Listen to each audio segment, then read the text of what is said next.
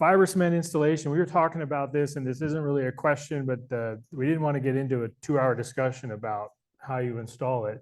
But the three things that stuck out were these, and that was clearance to grade, clearance to roofing, kick-out flashing, and looking for those things when you see cement board installed.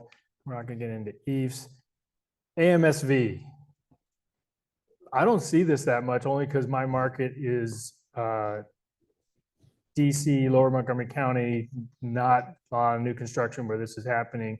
So I don't have much to say about it, but I know that some of the guys on the panel have something to say about it. I see tons and tons of it, lots of it. What are the key, what are the things to look for? What are the things that are typically missing? What are the concerns with this product? You've got a lot of them there. You made mention of something a moment ago with regard to kick-out flashing. Contrary to popular belief, there is a requirement for kick-out flashing for every roof wall intersecting material. It's not just limited to stucco, EIFS, AMV, whatever, but it is actually even for vinyl and all the other materials. So it is something worth looking for. But with regard to this, you've got clearance to grade. Look for, as an example, roughly a 6 to 8 inch clearance above grade level. Look for the same type of clearance above any kind of paved surface.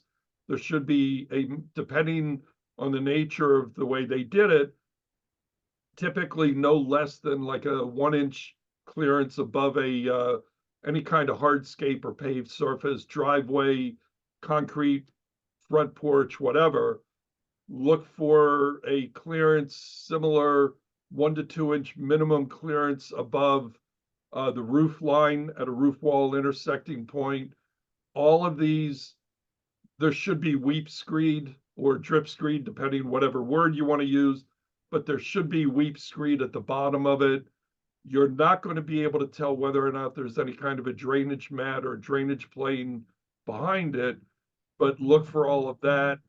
I'm trying to read your notes that are up there, but where it comes up against a similar material, either there should be a backer rod, which is a closed cell foam rod with an elastomeric sealant, or there should be some kind of casing bead, such as, I believe, I'm having trouble seeing it.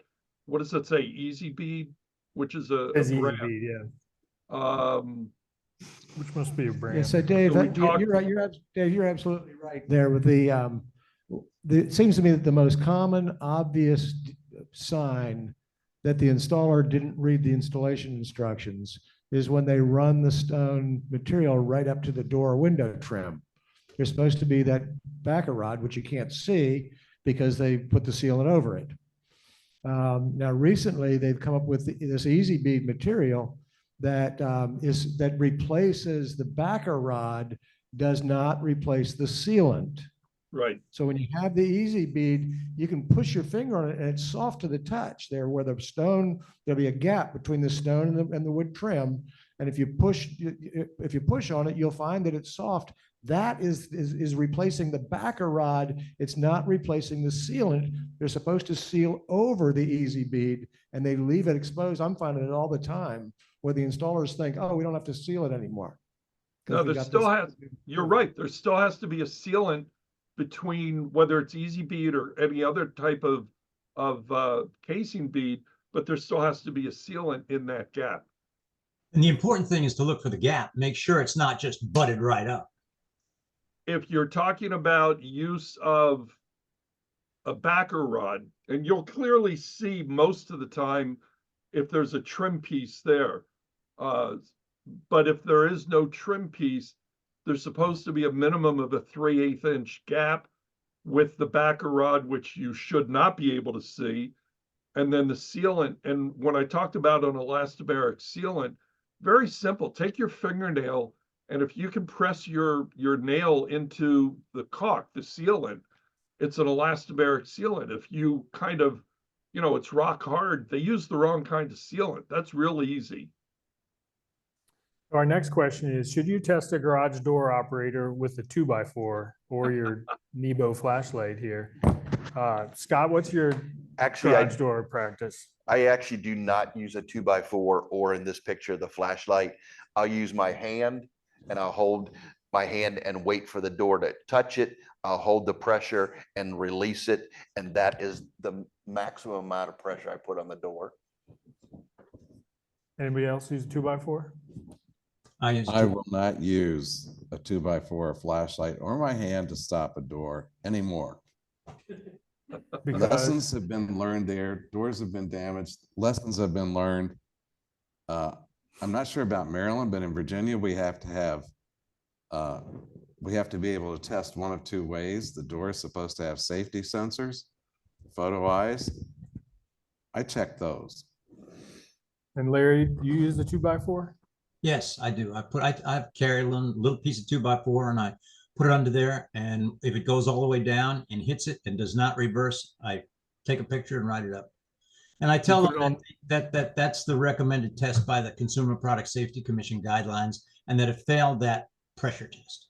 And then And when it, the simple when it- solution is usually to adjust it at the control. when it doesn't reverse, does it just continue to grind away until you No, kick it no, out? it just stops. It I've just seen stops. the It just arms doesn't break off. That's, I won't use, no offense to anybody. Larry is right. CPSC wants their standard is to use a 2x4. I've just seen too many arms break and everything. Not my arm, but the garage door arm. I've watched too many of them. The rivets pop, the doors bend, all the rest of it. And if I saw that in my 40 years of inspecting, I probably would stop doing it, but it has never happened to me. So I keep doing it that way. I use my hand, but Yeah, I'll increase the resistance a little bit each time and kind of bounce it. But also I'll do that before I'll test the photo eyes, because if it won't reverse by hand, I don't have to go back and press the button again. I just go ahead and do the photo eye. I just use that enter button on the keyless entry, and hit that button and Yep. stand there and just do it. I guess the easy answer is do whatever you feel you're most comfortable with. I would say if you're using your hand, make sure you're down low Right. Yes. and not up high, Like, don't stick your shoulder under it. Right. Kind of. because the door is in the wrong position to take that kind of pressure. Exactly. The pressure with the 2x4 is all the way down floor level, apron level. Right. What is the proper wood stove vent orientation? Typically, when we think about flue pipes, we're going to go, for lack of a better word, male into female, but going out, right? Our males are going up, up, up, Correct. but wood stoves are different. Why is that? Because if you have the crimped end facing down, any condensate or creosote is going to run out through those gaps at that connection. Yes, right where you're pointing. It's not going to run out. It's going to stay in. If No, it's he means reversed. around the right? outside of the pipe. Yeah, you don't Yeah. want it running outside of the pipe. You want it running inside of the pipe. Inside the pipe, yes. Now, What by are the way, please, I'm sorry, I know I talk about the cases. I have one where the home inspector, and I just did this one. The home inspector, there's a wood stove inside the living room. He did the outside of the house, and it's a ranch house for whatever that's worth. And, you know, you would think if you see a wood stove inside the house, what's the logical thing that you ought to see on the outside of the house? There should be a chimney of some sort, right? There is no chimney. Where was this wood stove vented to? Literally to the underside of the drywall ceiling in the living room. The people moved in. The God. first fire that they lit caused a massive house fire. Ooh, So the lesson of that one is, please make sure it's vented through the roof. yeah, find the other end. What are the minimum standards and requirements for downspout discharge, distance from a building, or the slope around the perimeter? And is this a hard and fast thing? Like, is this a requirement or a good idea? It's a I'm looking at you, Jim. It's a really good idea. Downspouts 10 feet, grade 6-inch fall in 10 feet. If you can't get 10 feet, you got to use French drains Or a swale. or both.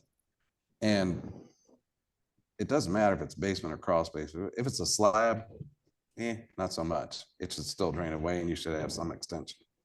But for basement or crawl space, you want to get the water away. You mentioned French drains. My clients always throw that word around, not really understanding what they're saying. So do you know where the word French drain comes from?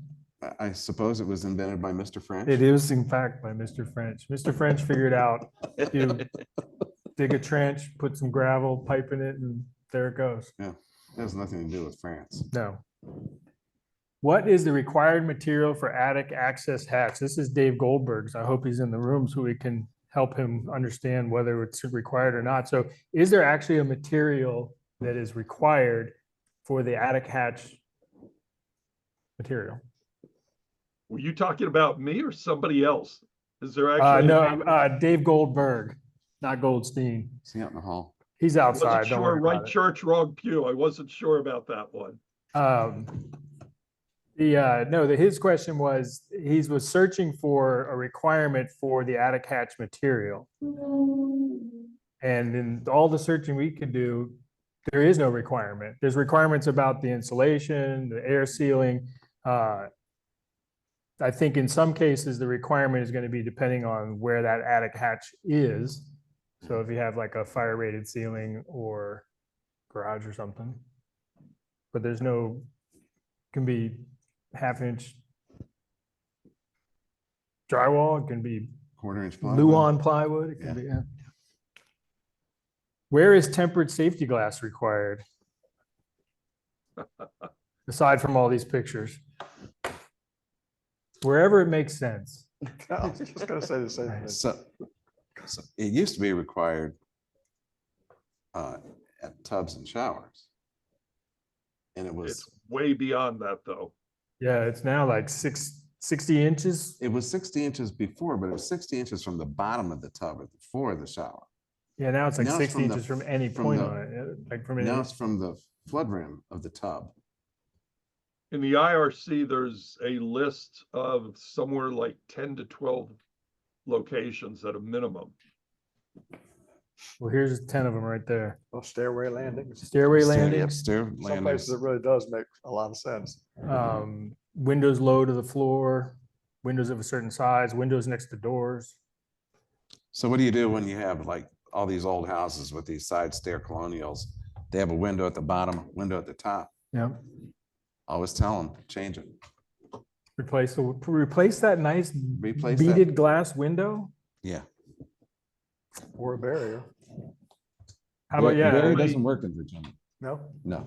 There may be some This is people who yes, aren't gonna Virginia, like no. my, So, yeah. my statement here about tempered glass and safety glass, but while it's a good idea to look for it, my concern from a report writing and inspection standpoint, if you look for it in one location and do not look for it in all the other remaining locations where it may be required, you run the risk of now being liable for it.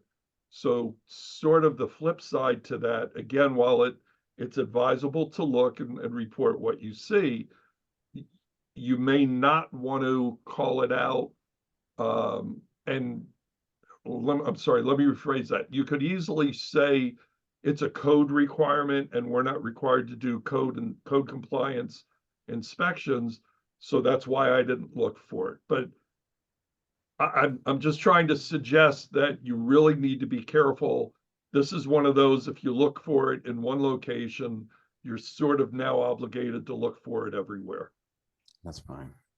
when and where are chimney flue liners required? And I'll start by saying all chimneys are supposed to be lined. Right. Right? Right. Should be.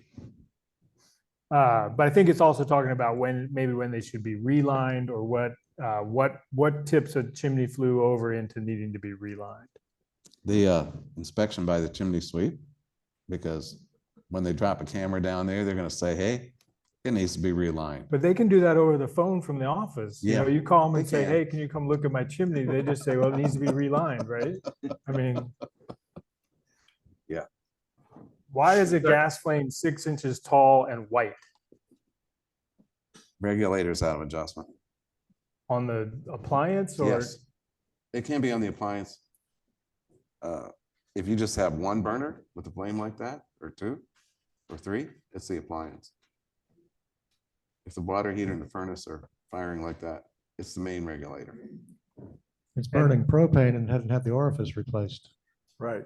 It could be a propane on a natural system. Is that what's happening here? So we have a natural gas range that has been connected to a propane source, and the Orifices. not- orifice is in the wrong direction or not swapped Wrong out. orifice, yeah. That was sort of a trick question there, Hollis. Is a dishwasher high loop That's my required? style. Yes. Yes, it would be It is. required. Doesn't the one built into the dishwasher, isn't that good enough? No, No. Why not? because it's not high enough. It's too low on the side of the dishwasher. Well, also because the code says it's not, it needs a separate one. Is the one in the picture good enough? No, Oh, it's below the sink. So it has to be up near the bottom of the countertop or at the bottom of the countertop. Technically at the flood rim of the sink, I believe. I believe the code says 32 inches for the loop. the loop, the top The of the height. loop needs to be 32 inches. Correct. Is that to the bottom of that arc or to the top? Based on the base of the dishwasher. How do you Because inspect? Sometimes the dishwasher actually sitting below the cabinet base, so you're measuring that level to the base of the cabinet. How do you inspect tile installations? I'm assuming this is maybe bathrooms, but maybe it's tile in general. Does anybody have a So rule one of of the thumb they ways, use for tile? one of the ways I inspect tile is basically looking at the edge of the tile, because if the grout, I'll use my hands as a demonstration. If this is the tile and the grout level does not come up to the, just we'll call it the eighth of an edge of that tile, then the grout is potentially low, which could be causing an opportunity to moisture to get back in along that edge and then ultimately behind the tile. The other is to look for pitting in the actual grout, as well as any areas where there's actual missing grout. So for me, I actually do a 360 review of all the tiles in the shower area, and as well as around any indentations or niches and the soap trays that are there to make sure the grout is does not show any of those inconsistencies. And that's particularly in the new construction where it'll dry and they've actually wiped down the grout and they've left trails in the actual grout. So it does take a little bit of time to do that. And then you would basically apply those steps in looking at the floor tile. And actually around your handles and other controls, if you wrap a lot of times around those controls, you'll find that it's hollow, it's loose. There's some voids there. Yep, it's pretty pronounced. So we already talked about attic stairs. I think we'll go past that one. What's the difference between a level 1, a level 2, and a level 3 chimney inspection? And that's my friend Leonardo on the left there. He's a chimney sweep down in DC. And who's that on the right? Rocky? That is, and it's some babies down below. This. So what's the difference between a level 1 and a level 2? Dave? Goldstein? Level 1 is pretty much just more of just a visual thing only. I don't do chimney inspections, but I know a little bit about the differences. A level 2 inspection is what typically is required depending, well, maybe it's more of a municipal thing also, but usually a level 2 inspection is required on a home sale. It's advisable for a home inspector to recommend it pretty much in almost every instance, but a level 2 would involve also putting some kind of a camera or scope through the system. It's a more comprehensive inspection. And what about a level 3? Do you have any? That requires removal of drywall or other surface finishes to check the actual We're actually structure. doing disassembly. Yes. That's Actually, just invasive. a little humor. I actually pushed up on a damper one time And And it was kind of spongy and heavy.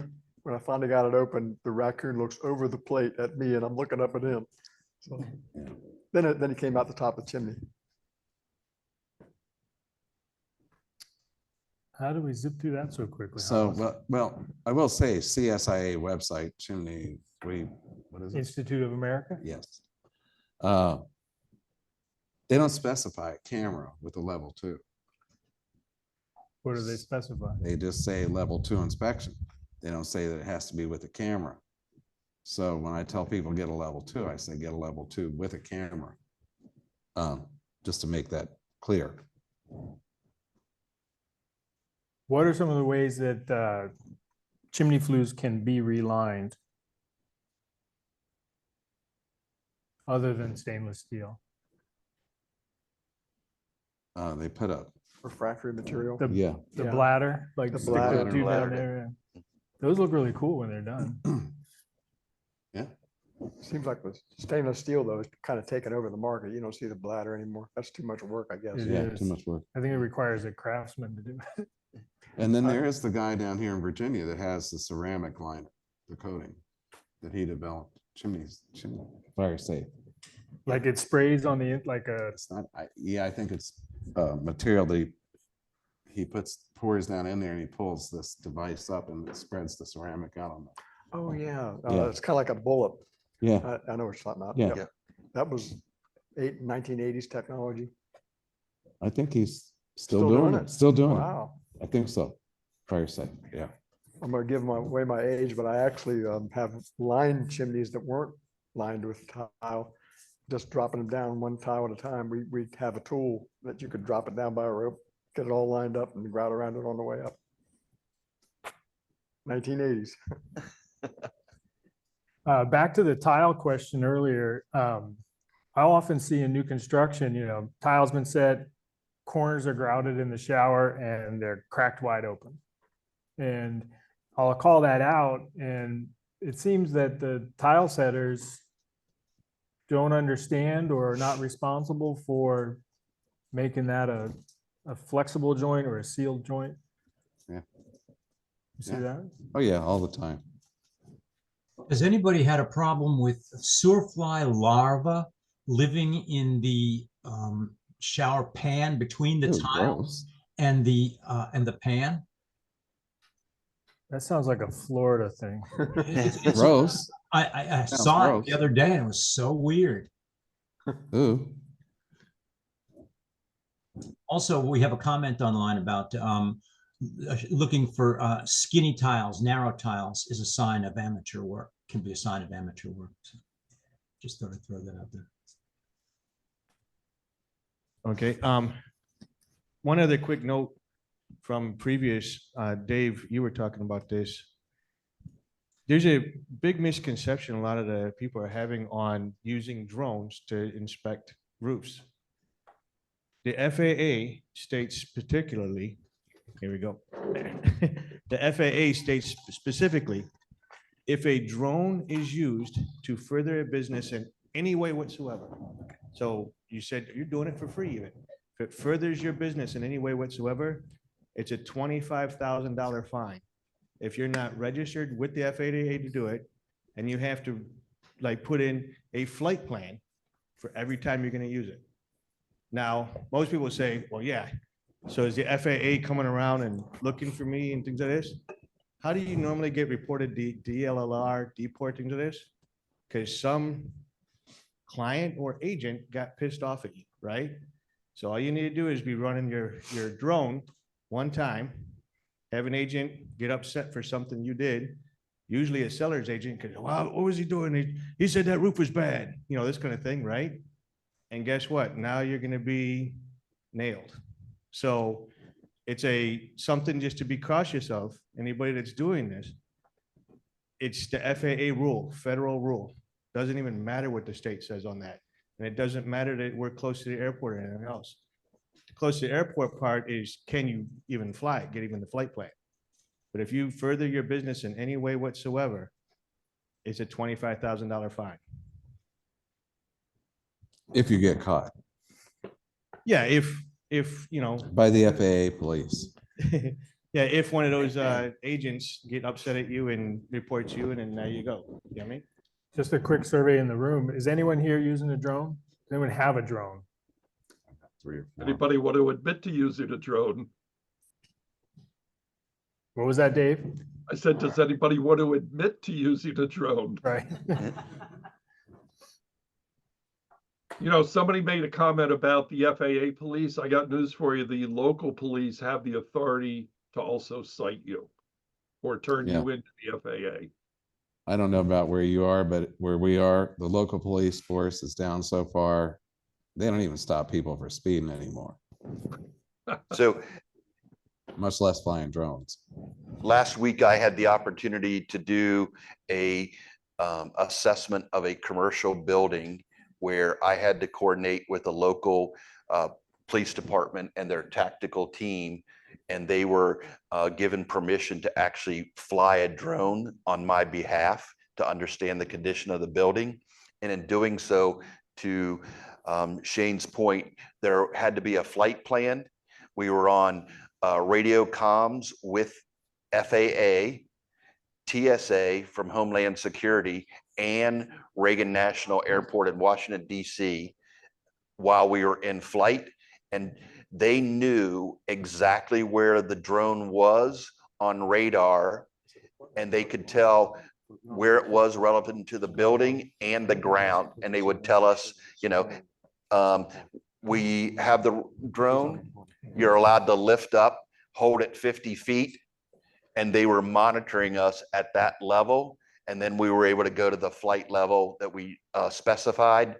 We were there for approximately 45 minutes to an hour. And when that time was up, they were back on the comms and they're like, land the drone.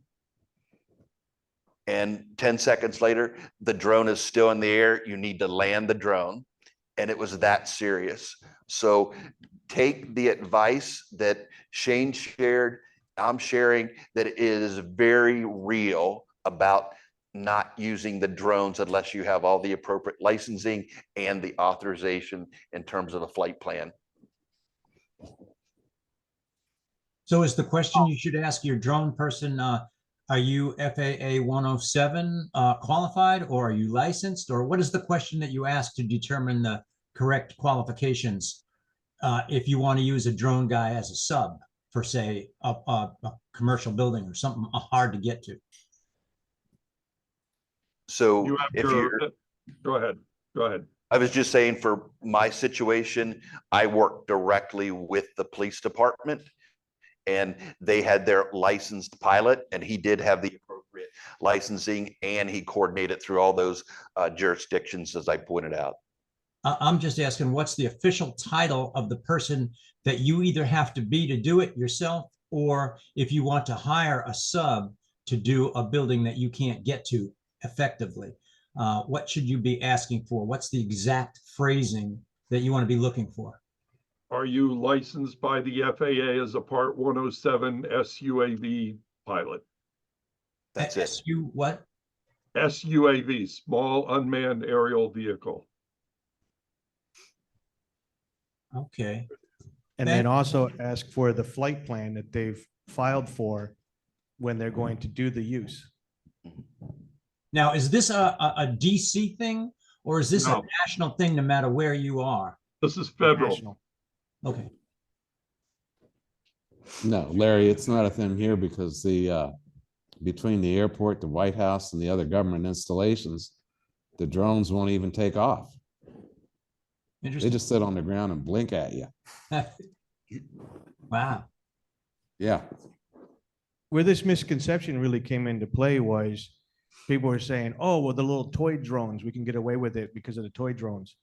That's not where the FAA makes the delineation. They make the delineation on if it furthers a business in any way whatsoever. So we have a question here in the audience. Or comment. Did you have to add the police department onto your insurance policy for insurance for the police department as you would to a new home inspection, where you have to add your client to your insurance as a rider? Was there any of that conversation of who was liable for insurance when you flew the drone from a subcontractor? The county executed the request for the drone. So it was physically not a contract through me as a subcontractor.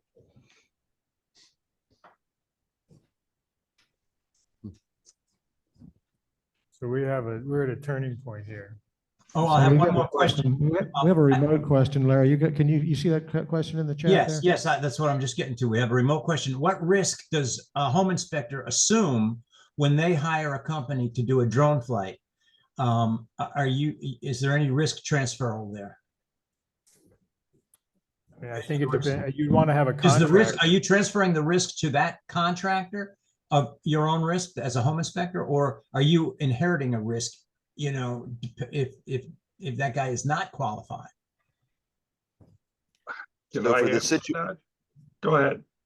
I'm sorry, for the situation I described, this was a coordinated effort, and the local jurisdiction and their police tactical team took over that responsibility, understanding that this was a joint effort and they own that particular responsibility to do the drone flight to identify conditional items of concern. Yeah, I but think why?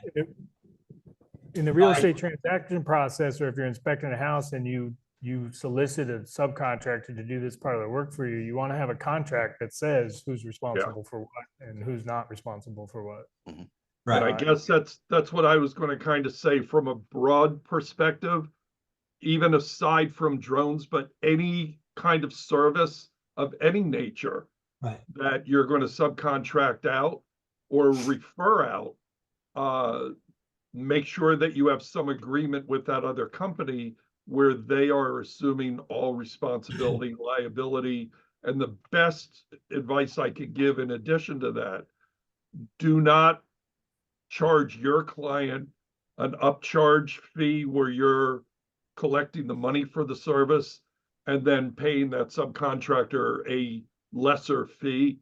So in other words, you're making money on it, because the moment you do that, you bought yourself into the liability. And David, could you elaborate a little bit on, you had mentioned on the chat that table R302.6 might talk about fire rated material in attic accesses. In what way would that be pertinent?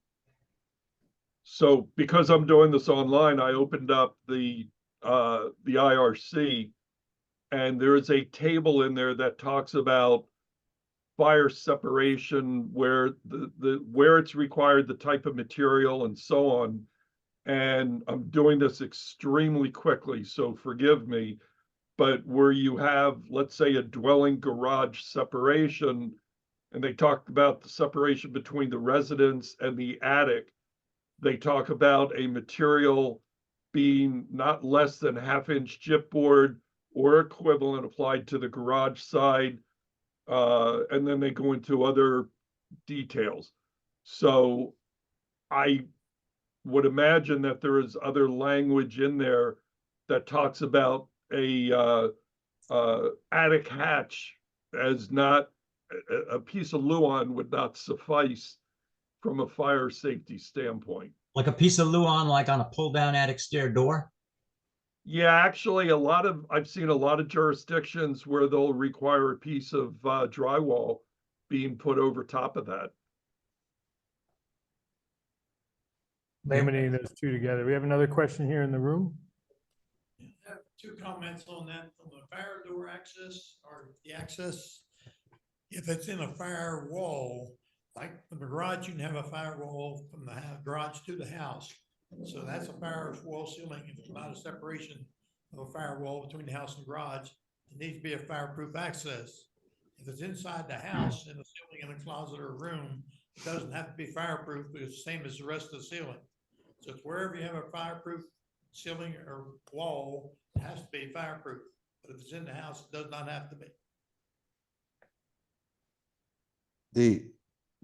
The code actually does not mention fire separation between a garage and a house. It mentions dwelling garage separation, not fire separation. There has Correct. As I said, I read this extremely quickly, looking for an answer. I'm just saying what the code says. It doesn't mention fire separation between the house and the garage. It mentions dwelling, garage separation. Right. What's that requirement? Well, the That it dwelling is be the house. fire code It's, rated it should be drywall? 5/8 fire X, I believe. And I think if you hang 5/8 fire X on a pull down ladder, you're gonna have to get new springs for it. And probably new hinges. Yeah, you've modified it. I believe they make fire rated pull down ladders. You've also voided any warranties on the ladder if you start doctoring it up. So we're at this crossroads where I don't have any good slides left. And the plumbing section is up next, but not all you guys are in the plumbing. The other thing is about the drones we was talking about. I used a drone a couple times. Need a mic. Yeah, I I don't think it's on. Is this on now? No. It's turned on, but yeah. The drones, I had a drone, I used it several times, and then I was advised that I better not be using it. I went to the county and asked him what to do, and they said the same thing, go to the police and ask him about it. And they said that, no, unless I had a license and all, just like you're all talking about, I better not use it. I said, well, could I get some assistance from somebody to use it, like you said you did? Mhm. And they said they wasn't interested in doing it. They didn't have the time. They wasn't interested in help do it. They advised me not to use it. Great. So I quit.